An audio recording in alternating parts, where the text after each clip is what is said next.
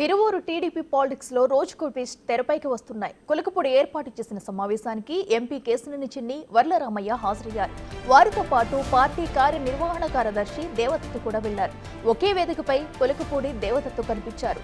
నియోజకవర్గంలోని సమస్యలపై 5గురుతో కమిటీ ఏర్పాటు చేస్తామని వర్లరామయ్య అన్నారు. ఆ కమిటీ నిర్ణయాన్ని చంద్రబాబు దృష్టికి తీసుకెళ్లి నియోజకవర్గంలోని సమస్యలకు చెక్ పెడతామని తెలిపారు.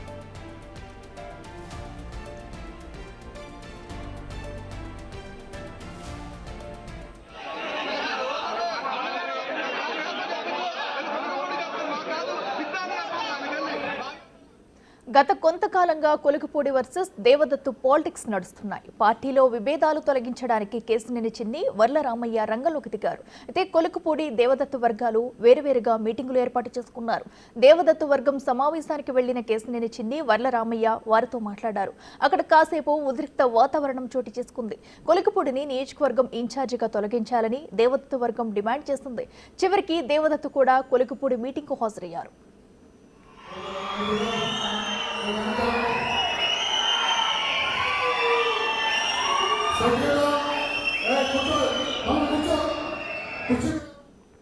ఇదే అంశానికి సంబంధించి మరింత సమాచారం మా ప్రతినిధి శివ అందిస్తారు. శివ, చెప్పండి, మరి టీడీపీలో వర్గపోరైతే ఒక తారస్థాయికి చేరుకున్నట్టు తెలుస్తుంది. దీనికి సంబంధించి అప్డేట్స్ ఏంటి? అదిలో మొత్తం మీద చూసుకుంటే తెలుగుదేశం పార్టీలో తిరువూరు నియోజకవర్గంలో 3 గ్రూపులు అయిన పరిస్థితి కనిపించింది. కొలికపూడి శ్రీనివాస్ వ్యవహార శైలిపై గత 10 రోజులుగా తీవ్ర స్థాయిలో కూడా నియోజకవర్గ నేతలు ఆగ్రహం వ్యక్తం చేస్తున్నారు. తాజాగా ఆయన నిన్న పార్టీ కార్యాలయాన్ని పిలిచి తీవ్ర స్థాయిలో అధిష్టానం కూడా మందలించి ఈ రోజు సమావేశం ఏర్పాటు చేయాలని చెప్పి కూడా నిర్ణయం తీసుకున్నారు.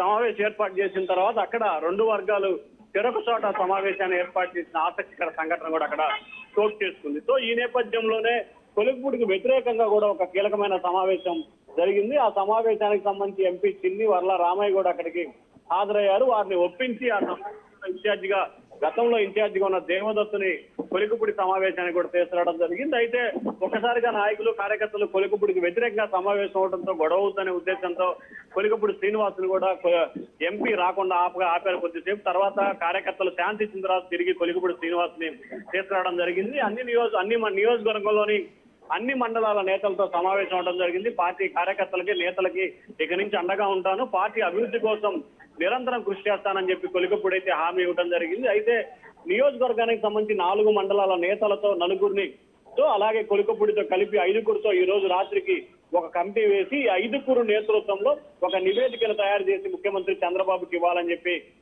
భావిస్తున్నారు. అయితే ఆ కమిటీ నివేదికకి సంబంధించి నియోజకవర్గ ఇన్ఛార్జికి ఒకరు ఉండాలా, లేకపోతే ఈ నియోజకవర్గ ఇన్ఛార్జిని ఇంకొకరిని ఏర్పాటు చేయాలా, అలాగే కొలికపూడి శ్రీనివాస్ కి పార్టీ బాధ్యతలు అప్పచెప్పాలా, లేదా ప్రజాప్రతినిధిగానే కొనసాగించాలా, అలాగే నియోజకవర్గంలో మెజార్టీ కార్యకర్తల అభిప్రాయాలు ఏ రకంగా ఉన్నాయి, వీరంతా కూడా నివేదిక తీసుకొని రేపు సాయంకాలానికి కానీ ఎల్లుండికి కానీ పార్టీ అధిష్టానానికి నివేదిక ఇస్తారు. ఆ తర్వాత నియోజకవర్గానికి సంబంధించి 3గురితో కూడుకున్న ఒక కమిటీ, అంటే మరొక కమిటీని కూడా వేయాలని చెప్పి అధిష్టానం అయితే ఆలోచన చేస్తా ఉంది. నియోజకవర్గానికి సంబంధించి పార్టీ ఇన్ఛార్జిగా ఒకరు, అలాగే కొలికపూడి శ్రీనివాసుని ఎమ్మెల్యేగా కొనసాగే అవకాశాన్ని కూడా పార్టీ పెద్దలైతే పరిశీలిస్తున్నారు. అయితే 5గురులు ఎవరెవరు కమిటీ సభ్యులు ఏర్పడబోతున్నారు, 5గురు ఎవరు, అలాగే 5గురు నియోజకవర్గ నేతల అభిప్రాయాలు తీసుకొని ఎటువంటి నివేదిక ఇవ్వబోతున్నారు అనే ఉత్కంఠ అయితే మాత్రం ప్రస్తుతం కొనసాగుతా ఉంది. Akhila. Right Shiva, thank you.